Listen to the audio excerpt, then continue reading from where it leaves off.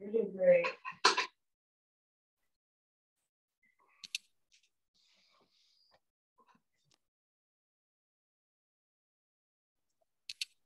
Hey, what's up? What's up, man? How's your day? It was good. I went and spoke with some more people to give me some help, and seeing where that goes. I go back. I got another appointment tomorrow at 10:30, so I'm gonna do that. Court? Huh? Court? No, just for my sanity. Oh, okay. What do you got an appointment? Who you got an appointment with? Grand Lake Mental Health.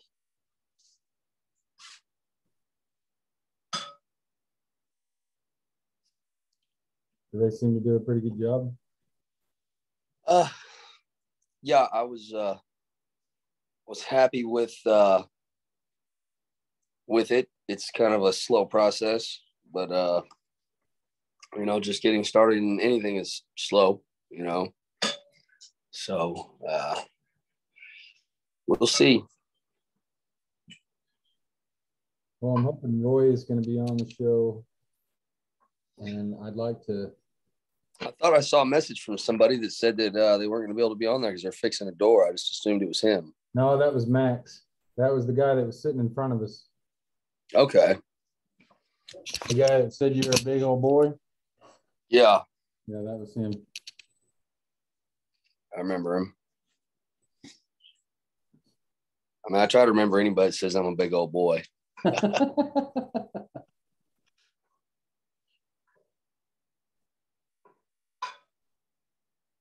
tried to call Shay. Is she around? She's listening. She's making some pork chops and some really good mashed potatoes and all that stuff. So I'll be eating during portions of the show. I can wait for you. No. I want you to. I'm starved out. Let's keep that going. Yeah, that was originally the whole point of the show was to when they first started doing Sabbath, it was not really like going to a church. It was more like having a feast with your loved ones. And yeah, that's kind of the original deal of the show is it was supposed to be kind of relaxed and just eating dinner with loved ones is kind of the whole point. Before we, I had a cellie who was Messianic, and they on the Sabbath was Saturday, and that's what they did. They went into the I can't remember if anyway they went into the chow hall as a group of the Messianic and just ate with each other. They actually went into the chow hall when it was closed, and it was closed just for them to eat.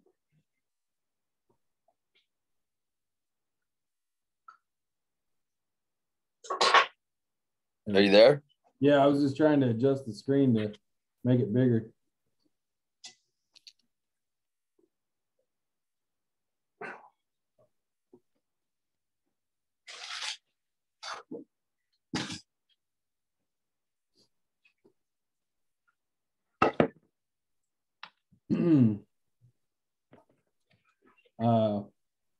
I wish Cody was able to get on the show.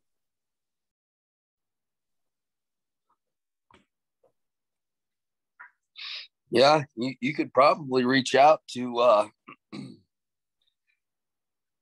the lighthouse where he's at and request that he be given time to participate in this, religious type ceremony. Yeah.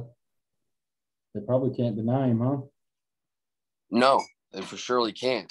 If they're, I mean, there's a few things that they could say, or if depends on their policy and the timing of it and all of that. But he could for sure watch recorded episodes of it But I don't see why they'd have any problem with letting him do it if it's good for his recovery. You know, I don't see why they could have any problem with it at all. Unless after the show's over, Cody starts having a meltdown or something, then they can be like, yeah, he participated last week in that and it wasn't good. But I don't see him doing that. Well, I talked to Dick. Did you? I've been talking to him for the last 24 hours, but you know, he didn't have the attitude that I quite thought he would. He's real slow about. Yeah. Well, I mean, he's answered me, but he doesn't seem to have a firm grasp on what happened to him. As a matter of fact, that's what he said. He's not really sure what happened to him. I don't know what he means by that, but I asked him about some of the details of the book, and where, for instance, there's a part of the book towards the end where he sees Jesus, and Jesus calls him James. And a couple of weeks ago, we were reading about Jesus, and there was a passage where the apostles asked him, who will we follow after you're gone? And he says, follow James. And he's calling Dick James. So wow. And so I asked him about it. What do you think about that? And he said, well, there were 3 Jameses. Hey, brother. I looked it up, and Jesus's brother was named James, but he was James the Lesser. And John's brother's name was James, and he was James the Greater. And James the Greater is actually the one who succeeded Jesus as the leader of the Christians after he died. And it wasn't Jesus's brother, it was John's brother, James. And he referred to it as, let me just read it here.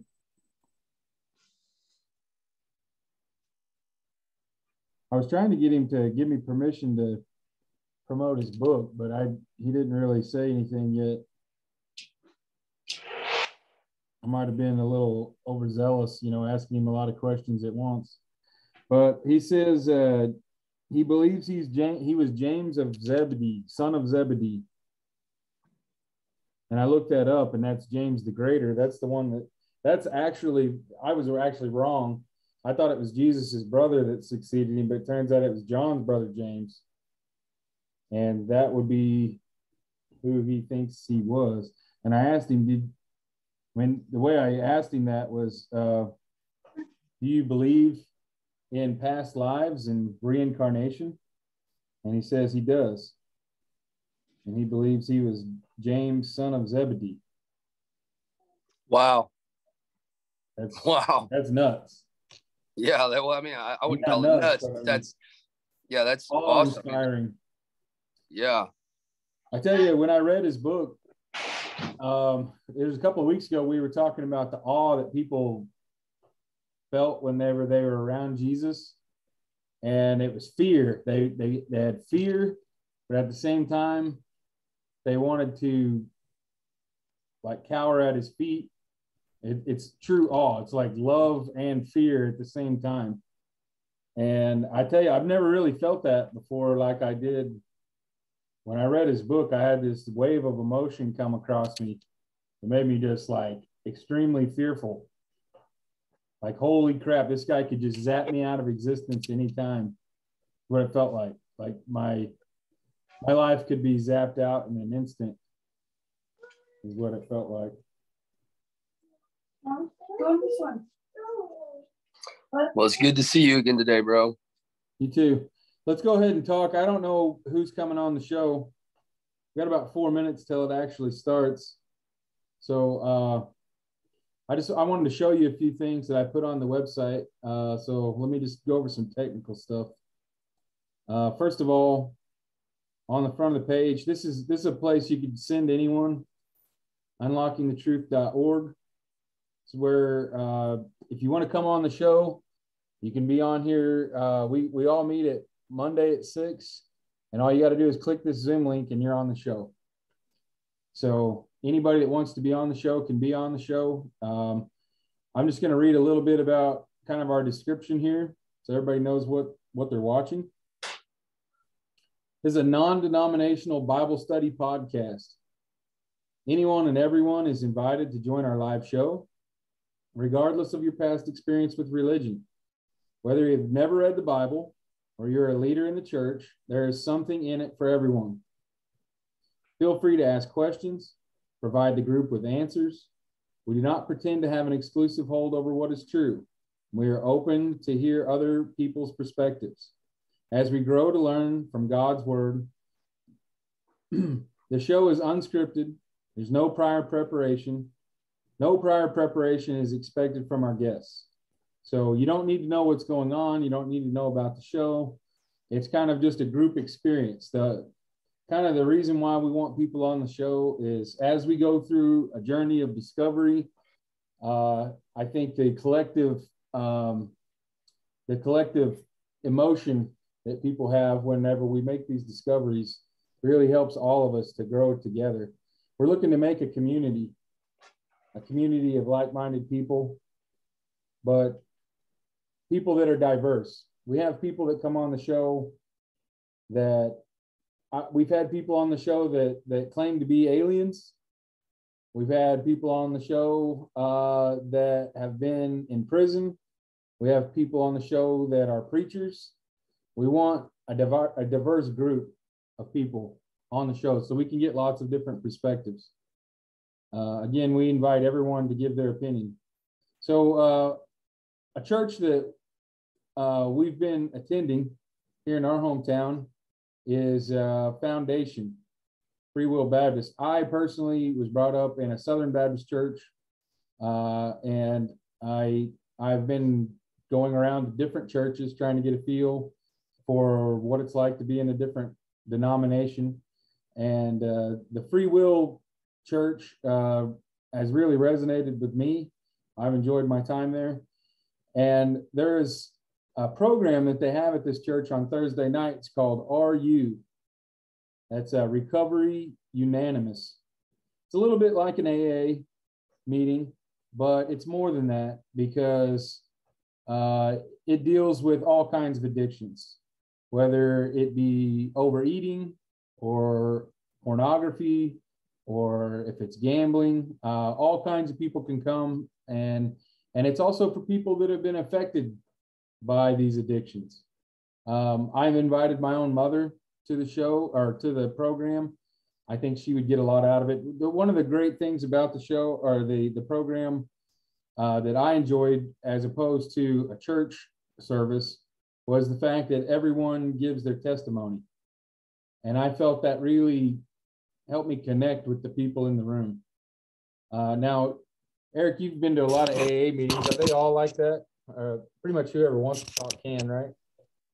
Well, no, it really wasn't anything like an AA meeting, except that you're trying to focus on living better. That's about, but I guess it is kind of solution-based. It's got that in common with it.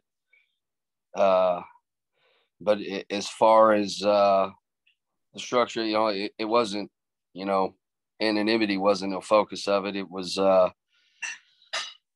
one thing I really took away from it, and the one time that I went, was that there is no relapse in recovery. And that's something that in going to any of those 12-step groups, it's kind of accepted that relapse is just part of the journey.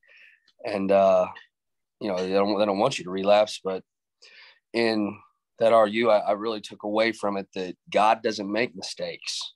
You know what I mean? And if you're really giving it up to God and you're really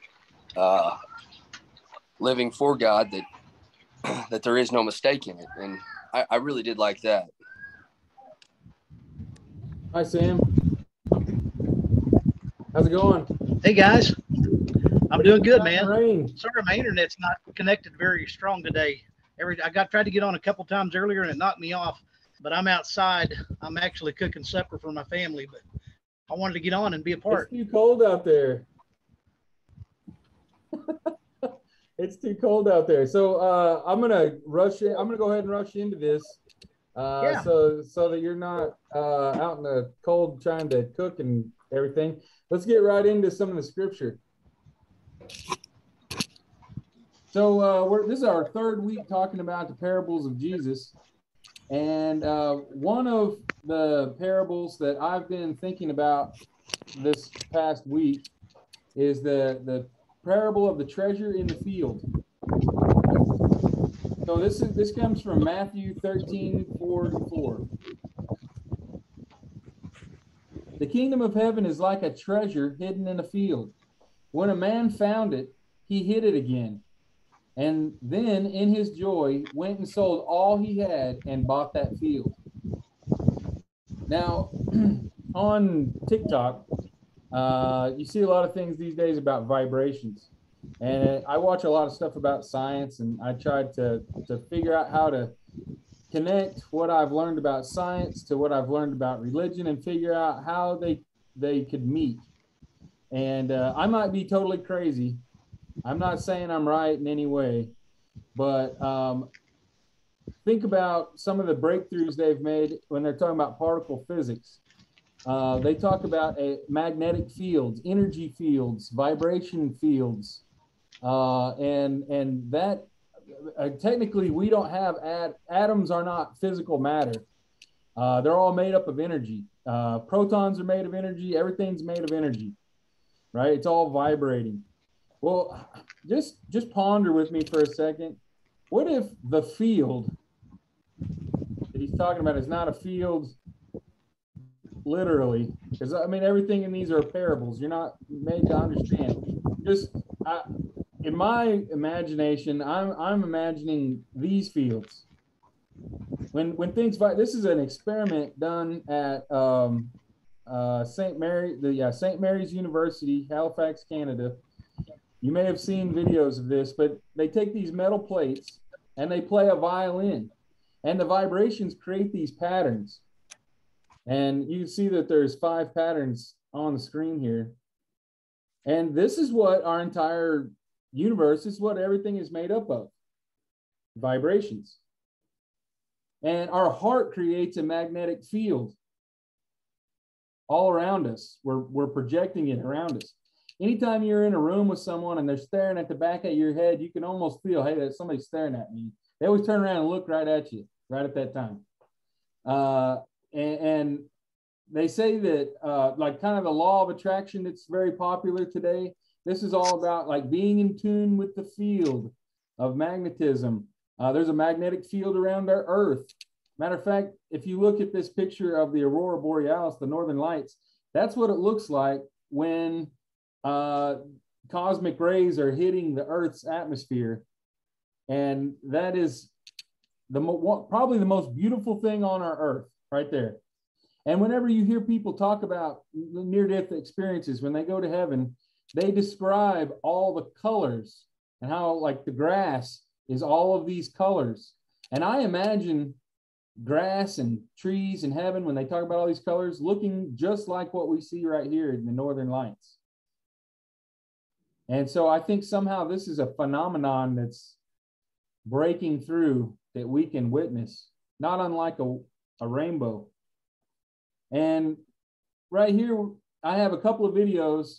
I'd like to play one of the 2 for you, but you should listen to both of them. This is what it sounds like when sounds from Jupiter hit the Earth, when sounds from Saturn hit the Earth, and they're quite eerie. I'm not sure if you can hear this. Yeah.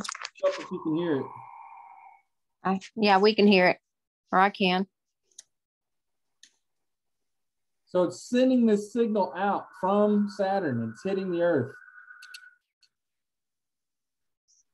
It sounds horrific.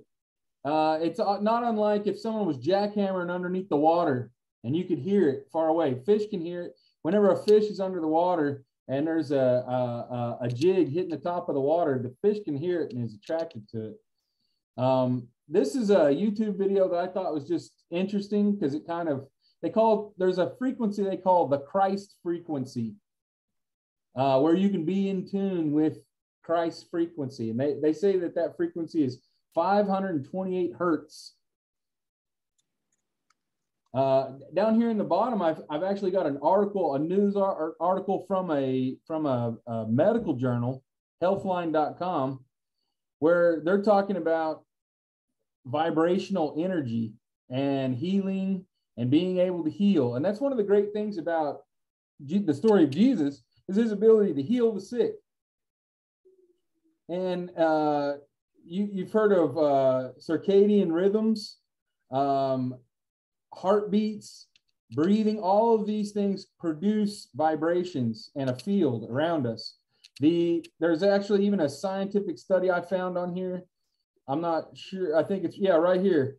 Scientists observed cells responding to magnetic fields for the first time.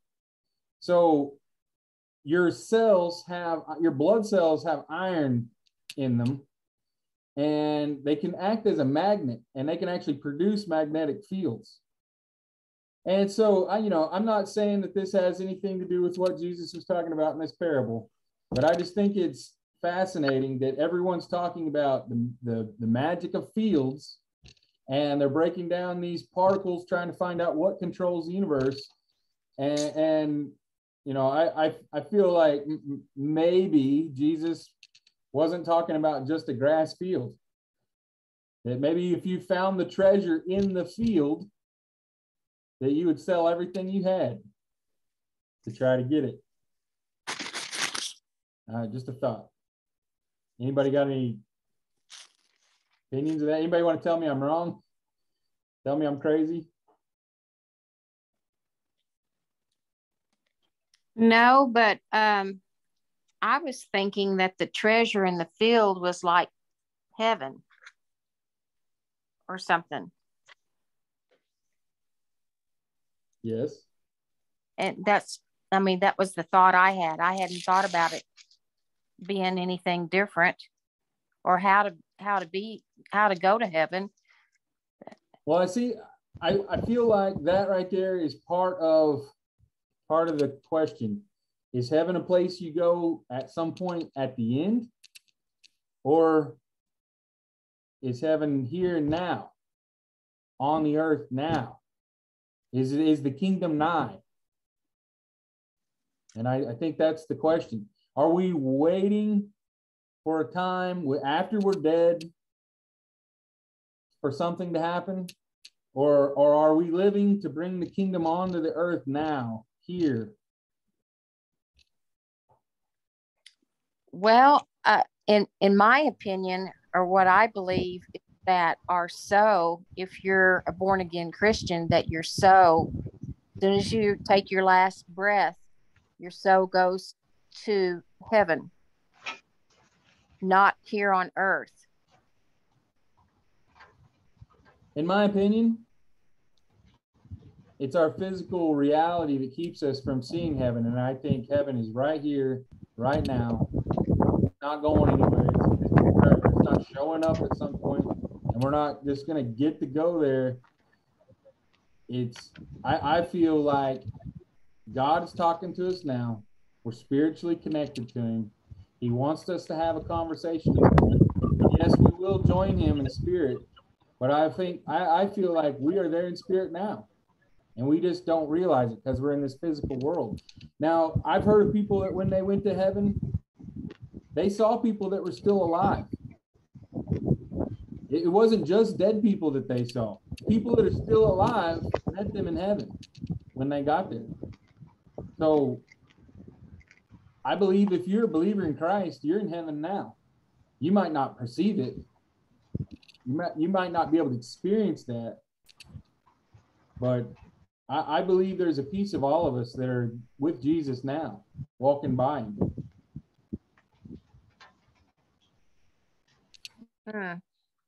Was anybody else? I do think heaven's a place. I like what you were talking about with the magnetic fields and stuff, or the vibrations and stuff. I've always thought about this, when God created the universe, he spoke it into existence.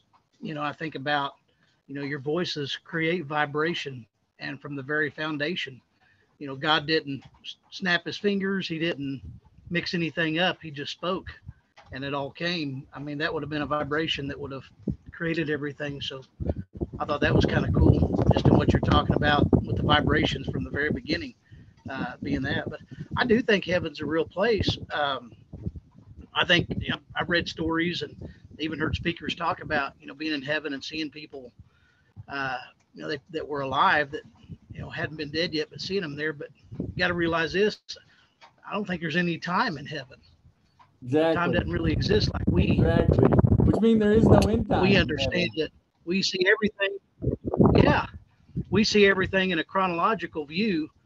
But even in Hebrew literature, nothing they ever spoke of, even when Jesus was teaching a lot of his stuff, I don't think was necessarily in chronological. They kind of made a circle when they were talking about it, bring everything around, you know, in the words of Jen Psaki, we'll circle back on that. Yeah. But, you know, everything was kind of spoken of in a round type of deal, not necessarily in a chronological order. We see that in our culture, you know, what happened first, what was next, and bring me the, you know, the climax of it. That's not necessarily how every culture does it. And I think we see that a lot of times in scripture. Sometimes we're looking at the Bible and thinking, okay, this has to happen and this has to happen and this. I think a lot of times it's just a full explanation of it, even when Jesus was talking a lot. And that explains how Jesus was able to refer back to places in the Old Testament where they were predicting him. And it says that Jesus, in the beginning of creation, Jesus was with God and he was God. And it says in the beginning, the word is what it says, the word. Now, if you look at the word universe, verse, the part of the word verse means word. And unit means one. So you're talking one word.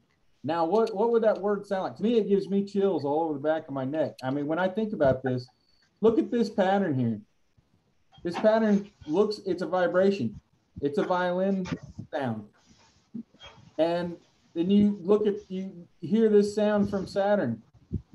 Imagine what the sound of God, if this is the sound of Saturn, imagine how unbelievably full of awe the sound of God's voice would be.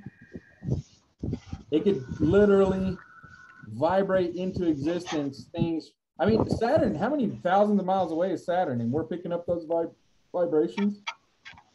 The voice of God could span much, much further than just the planet Saturn. Compared to the planet Saturn, all the nebulas in the universe are infinite compared to just that one planet. Imagine I read an article of God vibrating that far. Oh yeah, I read an article. It's been years ago. Basic, I think it was Popular Mechanics or something like that. Some science magazine was talking about sound waves travel forever. They never stop. They always exist.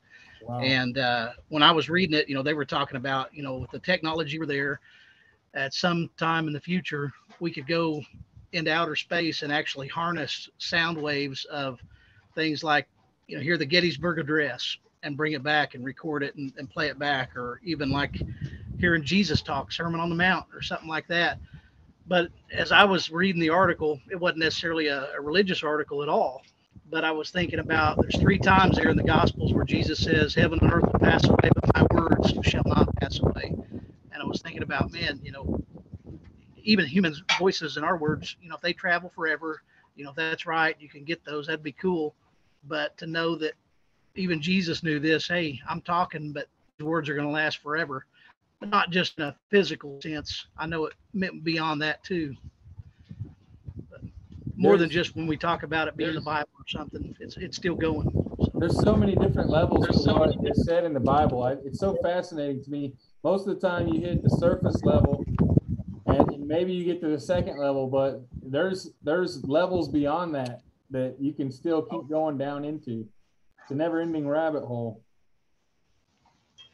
So I want to now talk about the leaven.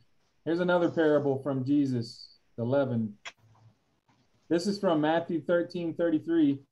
He told them still another parable. The kingdom of heaven is like yeast that a woman took and mixed into about 60 pounds of flour until it worked all through the dough. Jesus spoke all these things to the crowd in parables. He did not say anything to them without using a parable. Now, I've been trying to figure out what this means. Maybe you can shed some light on it.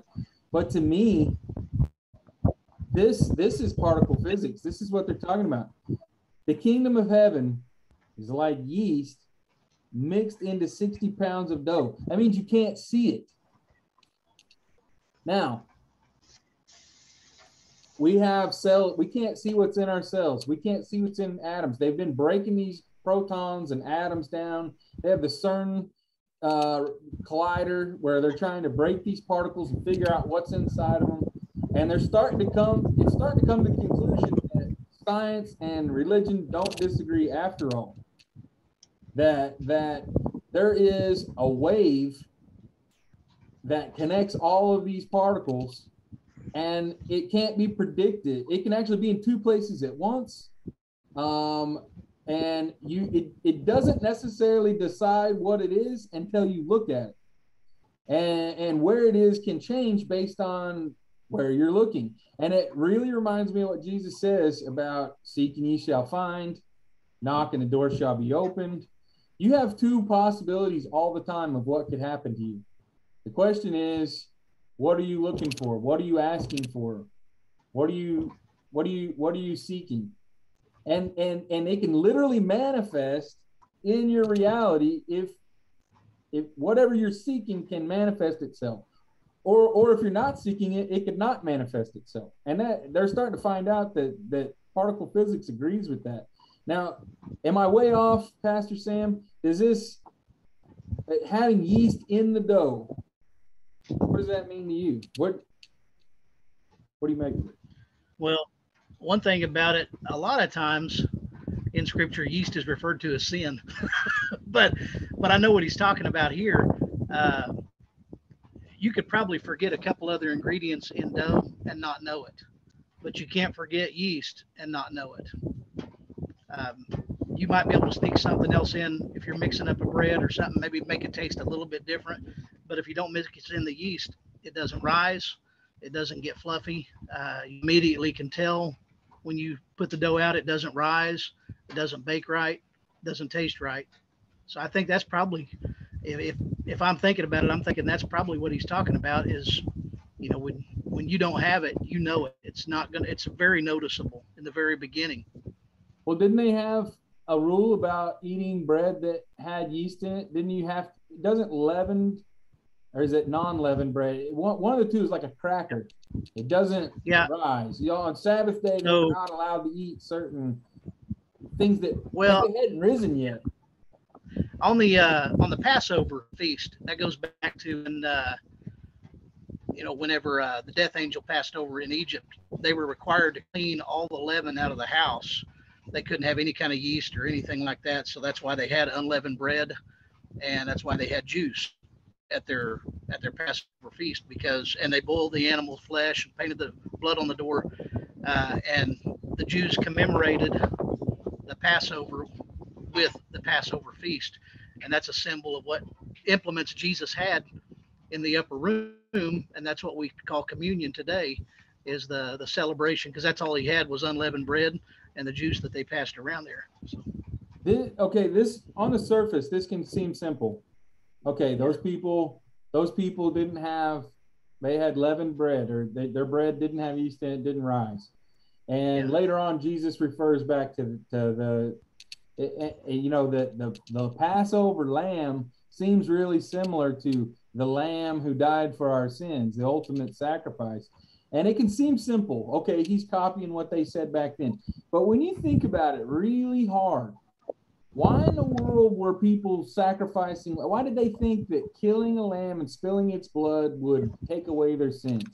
And to me, without Jesus at the end of that story, all that stuff that was in the Old Testament makes no sense whatsoever.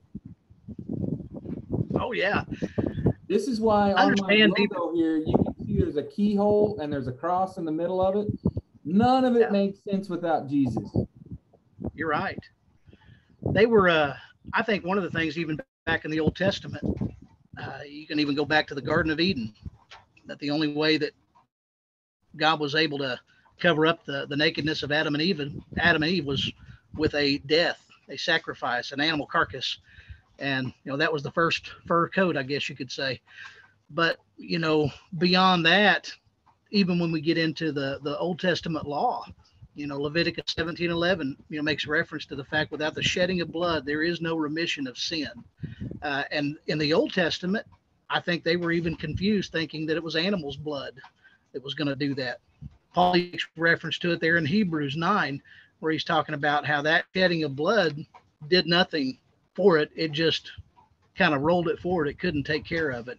Jesus's blood sacrifice was the ultimate sacrifice, and the cross being the place, where it happened, not an altar, but a cross. And we kind of see that even today. You're right. There's a lot of things I would have hated to have lived during Old Testament times, because I think there was a lot of confusion, cultural misinterpretation, and even, your average person necessarily couldn't study the Bible or, know it like we know it today. If there's no concept of time in heaven, and here we have a finite reality where time is speeding by, imagine yourself trying to get a message to these people. Imagine yourself with no time, but these people down here are cursed with time, and you're trying to get them to understand something.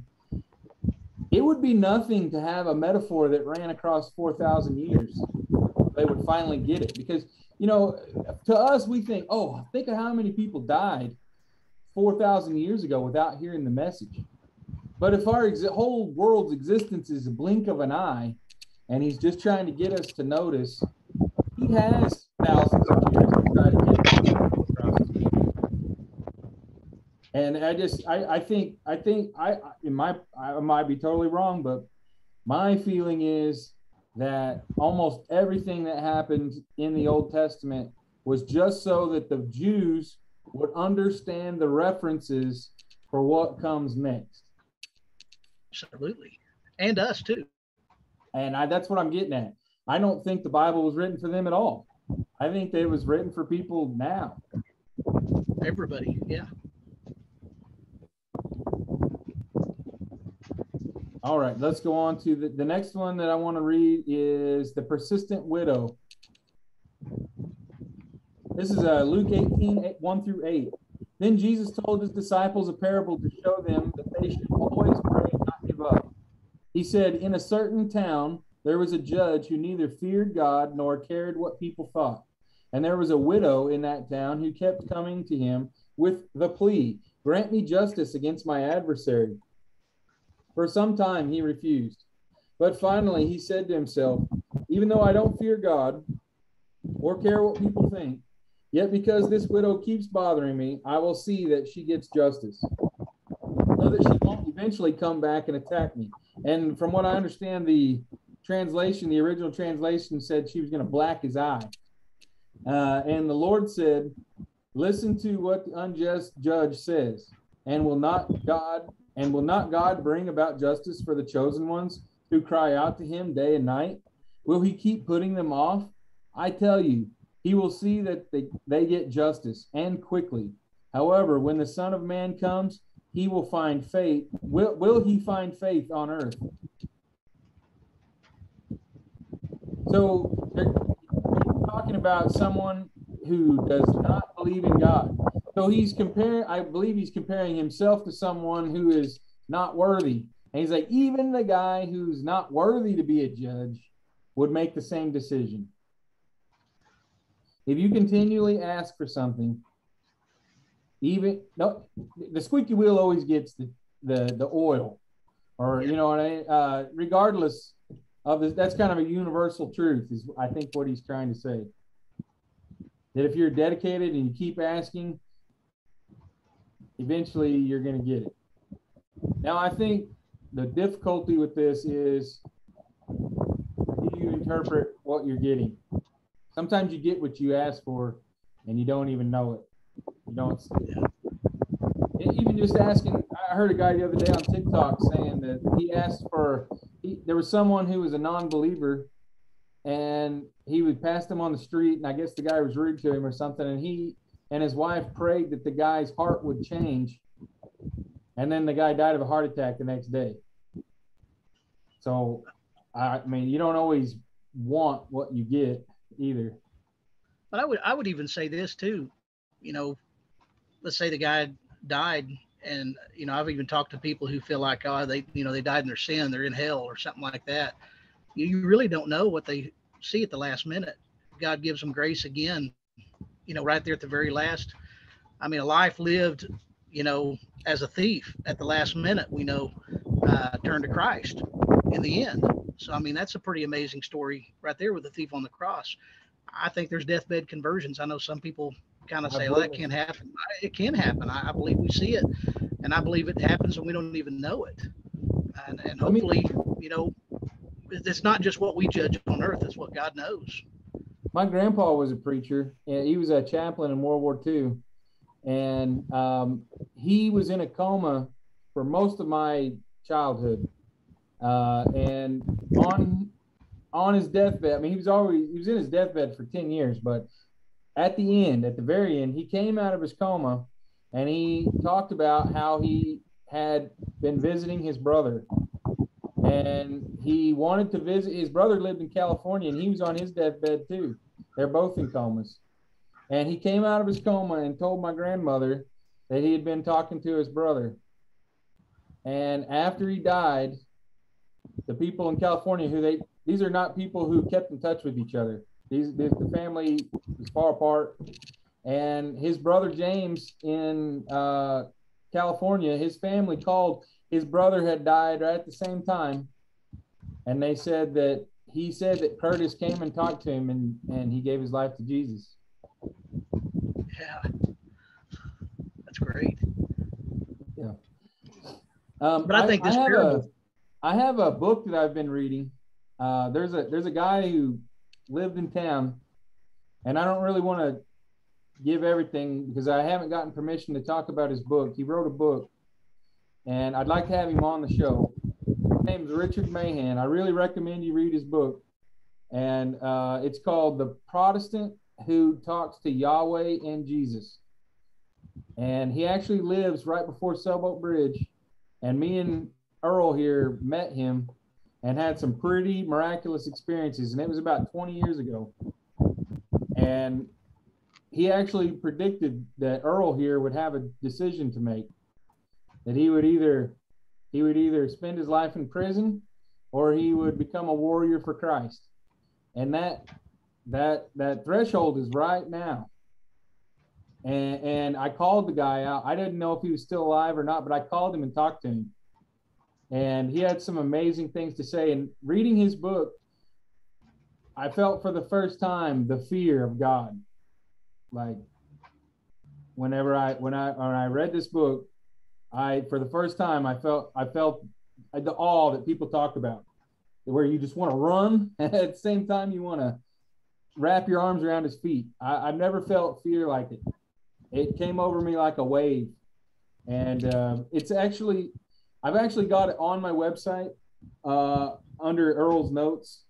But I paid $14 for it, and I'd hate to tell you where it was for people to go out and look at it, because I'd be taking profits out of his pocket. So I'd like to talk to him about it before I put it on the show and everything. But in a future episode, I'd like to touch on it. And this guy claims that he spoke to Jesus, and he had some messages he wanted to send out to everyone. And I think we'll do a future episode on that. Okay, so the next parable that we're going to look at is the net. Matthew 13:47-50. Once again, the kingdom of heaven is like a net that was let down into a lake and caught all kinds of fish. When it was full, the fishermen pulled it up on the shore. Then they sat down and collected the good fish in baskets and threw the bad away.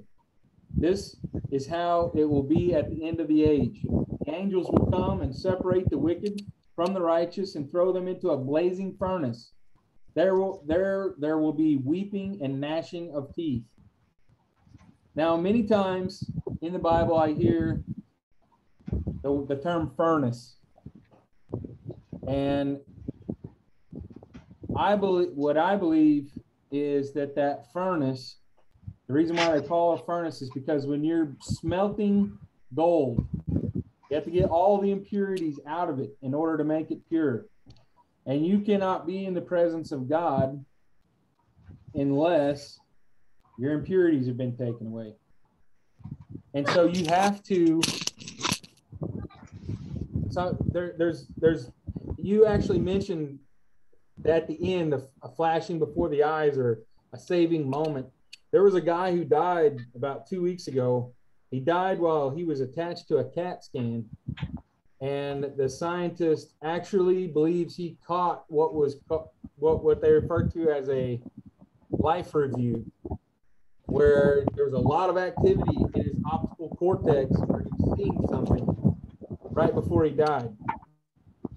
And people that have had near-death experiences talk about this life review, where you actually have to experience every sin from every other person's point of view.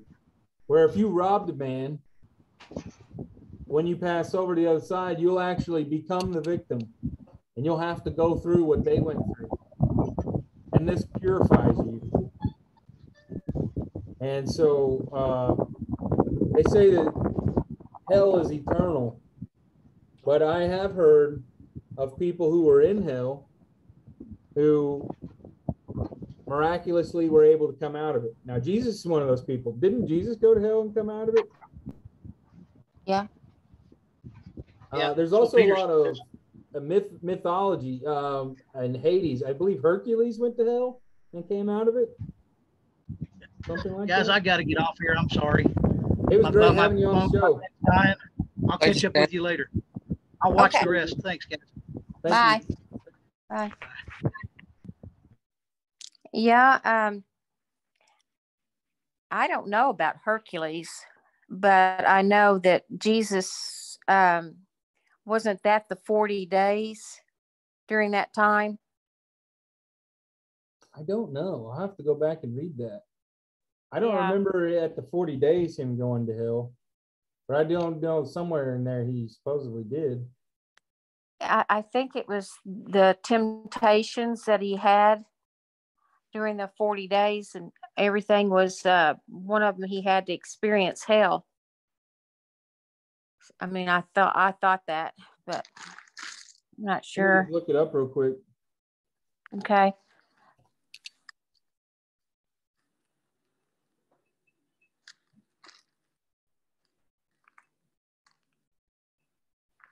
It says his descent into the underworld is alluded to in 1 Peter 4-6. It states the good tidings were proclaimed to the dead.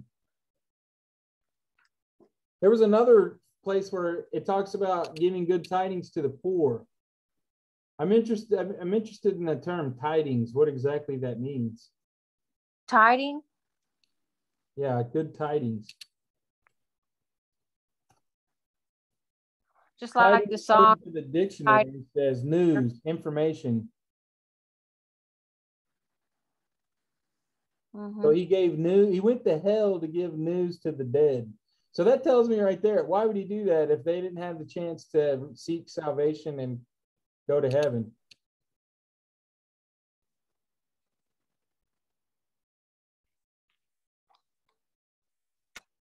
So it would be eternal damnation if you never repented. Right. But I believe you can still repent in hell. You think you can work yourself out of hell? Well, I've heard personal testimonies of people who feel like they've experienced it. It's in mythology. Jesus I can't think of a reason why Jesus would go and preach to them if they didn't have a chance. I don't know. That's something we need to look at more. Yeah, maybe we'll look into that more next week. Yeah, because Brother Sam just said that it was in Peter. Oh, he did? Yeah, before he got off, he said when we were talking about Jesus going to hell, he says it's in Peter. Well, that's good. We'll have to look at Peter next week. Maybe we Yeah. should just do a whole thing on Peter. Yeah. The guy who I was just talking about, Mom, Jesus called him James. The guy that lives by Sailboat Bridge saw Jesus. And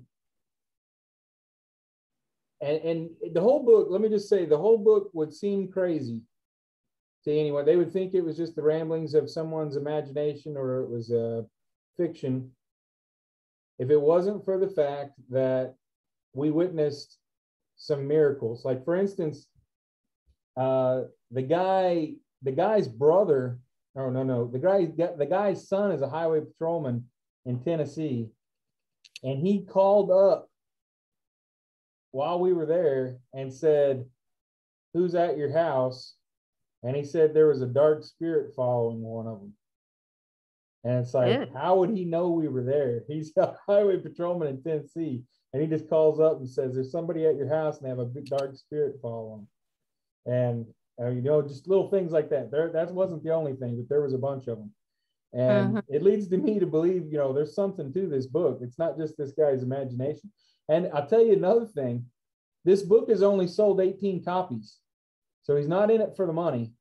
And the other thing is I called him up, and I've been talking to him for the last 24 hours, and he's not trying to spread this information. I can barely get the information out of him, which is crazy. You'd think if he was trying to get attention, he would be telling everybody about it.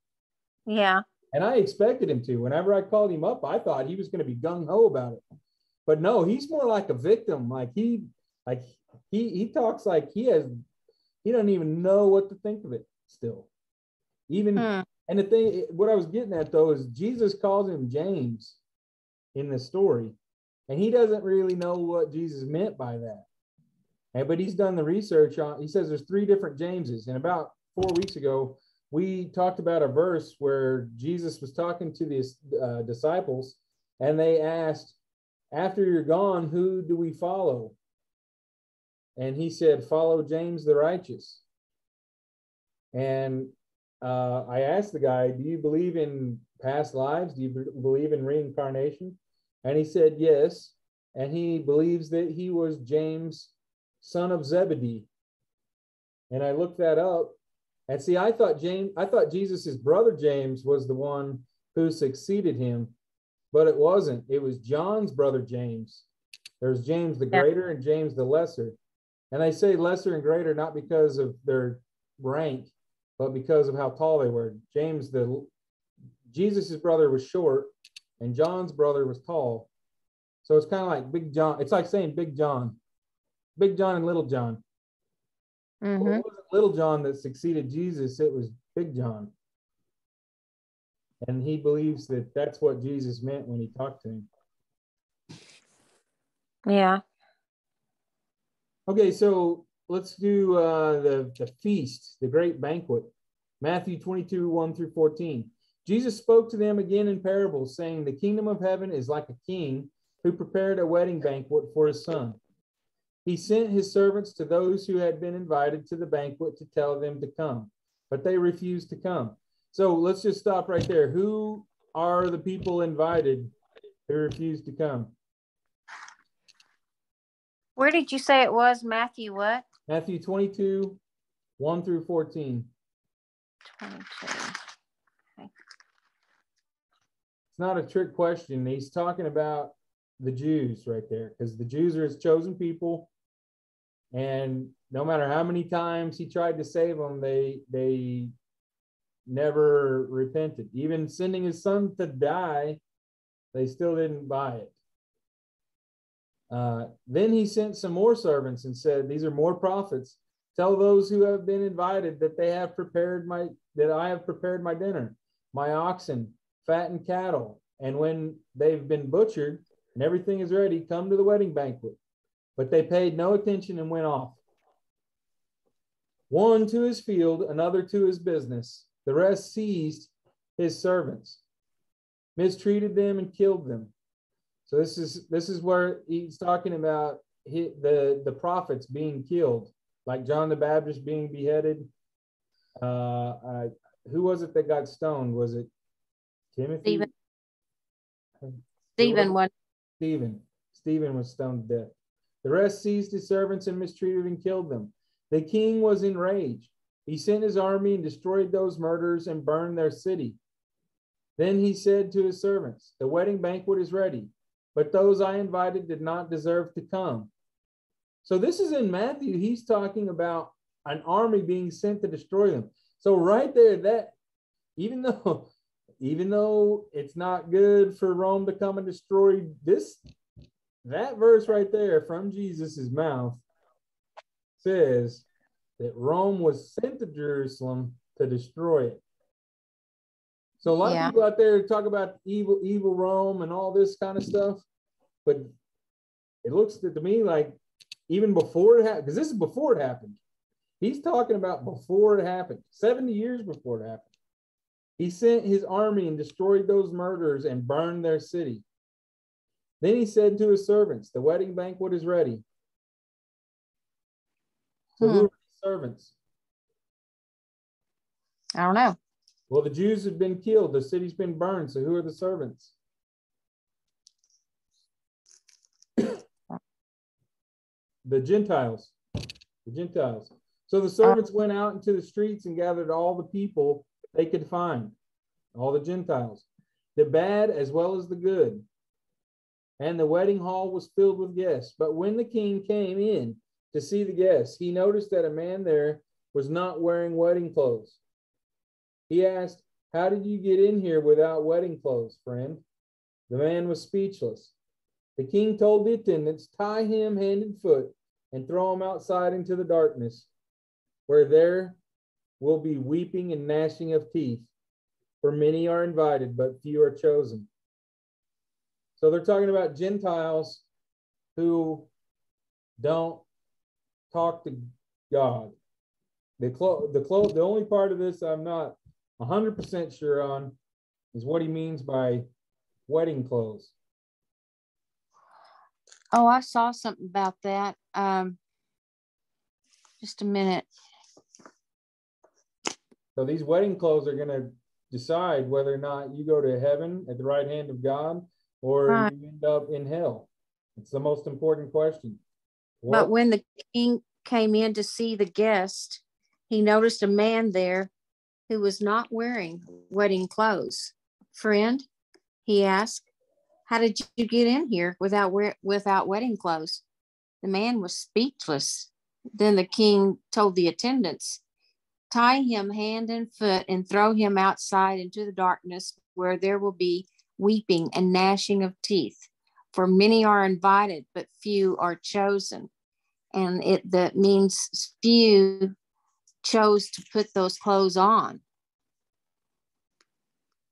So if you go to the wedding and you're not wearing wedding clothes, that means you're not there for the wedding. Yeah, you're not there for the food. You're there to drink all the wine. You're a party crasher. So that's like a person who's, at the party and they never even attend the ceremony. They're just in the back, eating all the cake before anybody's even cut it. Right. The invited guests. This is similar. Luke 14, 7 through 14. The invited guests.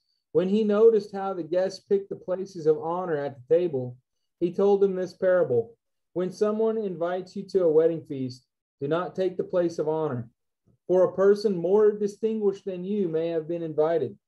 If so, the host who invited both of you will come and say to you, give this person your seat. Then, humiliated, you will have to take the least important place. But when you are invited, take the lowest place, so that when your host comes, he will say to you, friend, move up to a better place. Then you will be honored in the presence of all your guests. For all those who exalt themselves will be humbled, and those who humble themselves will be exalted. Then Jesus said to his host, when you give a luncheon or a dinner, do not invite your friends, your brothers or sisters, your relatives or your rich neighbors. If you do, they may invite you back, and so you will be repaid. But when you give a banquet, invite the poor, the crippled, the lame, the blind, and you will be blessed. Although they cannot repay you, you will be repaid at the resurrection of the righteous. Now, I believe this is similar to the idea that you should give and not, you should, whenever you give, you should do it anonymously. Yes. And when you pray, you should do it anonymously because it ensures that you're doing it for the right reasons. Yeah. Also, there's another verse that's very related to this. Let me see. I think it's one of the next ones we're going to read. There's something in The that. Pharisee and the tax collector. This is very similar. Go ahead, Mom. There was another saying in that, what you were just talking about anonymously. It says, don't let, let's see, something about the right hand not knowing what the left is doing. Something like that. You're really kind of hiding it because you don't really need to be flaunting. Like if you're going to throw a bunch of money in the offering plate or something like that. Right. So. And I've seen people that fold their check in half or they put it in something so people can't see it. That's the idea. Right. They put it in a little envelope. So the Pharisee and the tax collectors from Luke 18, 9 through 14. To some who were confident of their own righteousness and looked down on everyone else, Jesus told this parable.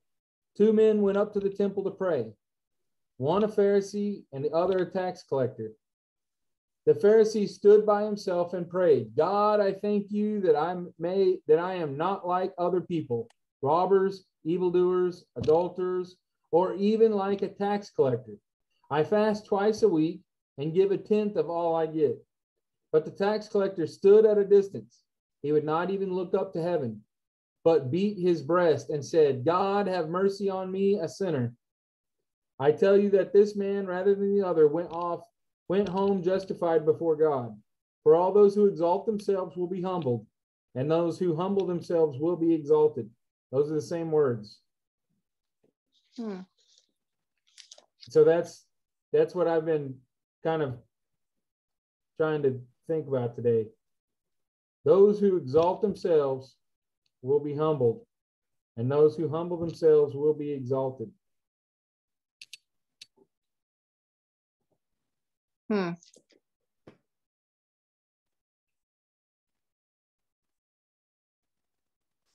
It kind of goes along the way with a rich man won't get to heaven.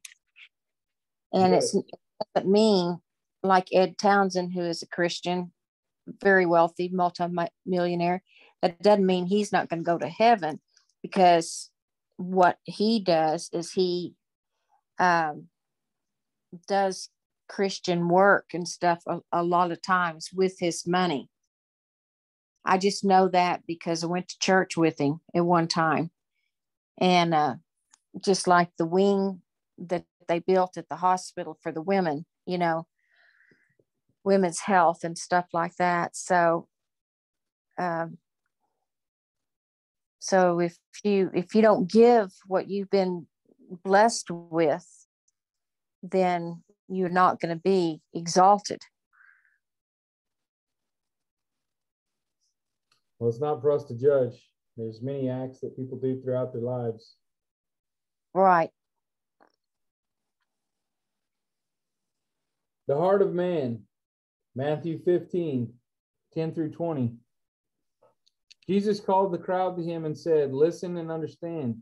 What goes into someone's mouth does not defile them, but what comes out of their mouth, that is what defiles them. Then the disciples came to him and asked, do you know that the Pharisees were offended when they heard this? He replied, every plant that my heavenly Father has planted will be pulled up from the roots. Leave them. They are blind guides. If the blind lead the blind, both will fall into a pit. Peter said, explain the parable to us. Jesus asked, are you still dull? Don't you see that whatever enters the mouth goes into the stomach and then out of the body? But the things that come out of a person's mouth come from the heart, and these defile them.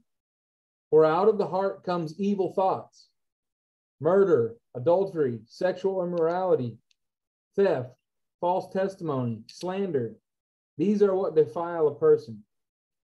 But eating with unwashed hands does not defile them. So this is a story from Jesus. This is related to the one we talked about last week when I said that they ate on the Sabbath, because the Pharisees were going around trying to catch Jesus sinning to have a reason to crucify him. And they went to, this was right before he did the transfiguration and went to the Mount Hermon. And James, the big James, James the Greater, he was actually there when Jesus transfigured. He was one of the people chosen to witness that. I think Peter was the other one. And at one point, Jesus actually invited them to come to heaven with him. And either the disciples or the Pharisees started asking questions and they got distracted. They missed the chance. Mm-hmm. For out of the heart, evil comes, murder, adultery, sexual immorality, theft, false testimony, and slander. Now, we were talking a little bit, Mom, about the heart has brain tissue in it. Now, they've discovered that there's literally 3 brains in your body, not just these 2 up here, but the heart has neurons in it. And that the stomach is similar in that you actually have thoughts that come from your heart and your stomach. And I think that's interesting that God's talking about how these bad things come from your heart. Yeah. Also, when you were talking about the left hand and the right hand, I have heard people explain that that's talking about the 2 sides of your brain, your right hemisphere and your left hemisphere, your unconscious mind and your conscious mind. And possibly when he's saying your left hand and your right hand, he could be talking about your conscious mind doesn't know what your unconscious mind is doing. I never thought about it that way. Wow. Well, I've got a lot more to say about that, but I'm still trying to wrap my head around it still. Maybe Okay. we'll talk about it in a couple of weeks. The last one, I think, okay, so we talked about, some of these are kind of, he talks about the vineyard a couple of times. This is our last one we're going to talk about. We got about 5 more minutes. This one, I think is really powerful, but I confused it for the other ones. We talked about labors in the vineyard last week, and this is a different but similar. Matthew 20, 1 through 16. For the kingdom of heaven is like a landowner who went out early in the morning to hire workers for his vineyard. He agreed to pay them in denarius for the day and sent them into the vineyard. About 9 in the morning, he went out and saw others standing in the marketplace doing nothing. He told them, you also go and work in my vineyard, and I will pay you whatever is right. So they went. He went out again about noon, and about 3 in the afternoon, it did the same thing. About 5 in the afternoon, he went out and found still others standing around. He asked them, why have you been standing here all day doing nothing? Because no one has hired us, they answered. He said unto them, you also go and work in my vineyard. When evening came, the owner of the vineyard said to his foreman, call the workers and pay them their wages, beginning with the last ones hired and going on to the first. The workers who were hired about 5 in the afternoon came and each received a denarius. So when those came who were hired first, they expected to receive more, but each one of them all received a denarius. When they received it, they began to grumble against the landowner. Those who were hired last worked only 1 hour, they said, and you have made them equal to us, who have borne the burden of the work and the heat of the day. But he answered one of them, I am not being unfair to you, friend. Didn't you agree to work for a denarius? Take your pay and go. I want to give the one who is hired last the same as I gave you. Don't I have the right to do what I want with my own money? Or are you envious because I am generous? So the last will be the first, and the first will be the last. This is probably one of the most powerful pieces of text in the whole Bible, in my opinion. Because this is exactly what we talked about Jonah. Jonah went and told those people, you have 40, you're going to be destroyed in 40 years. They repent. God saves them. And then Jonah is miserable for the rest of his days because he can't accept God's mercy and generosity.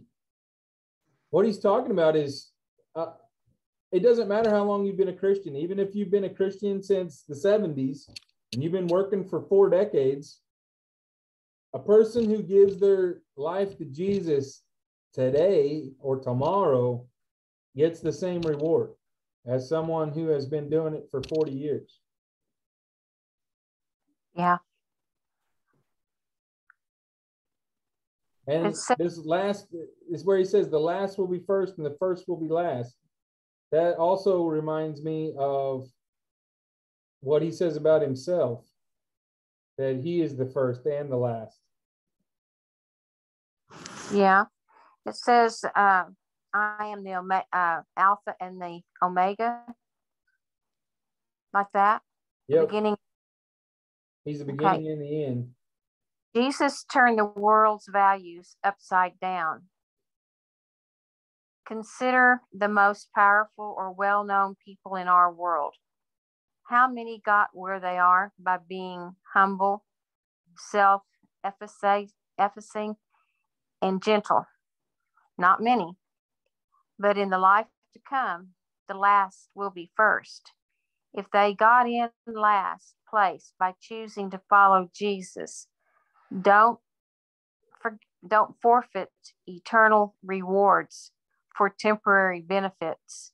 Be willing to make sacrifices now to greater rewards later. Be willing to accept human disapproval while knowing that you have God's approval. Yes, generously welcome sinners into the congregation. Someone who's a recent convert might be very discouraged if the people in the church didn't welcome them generously, and it could totally ruin any kind of salvation that they were working towards. Yeah.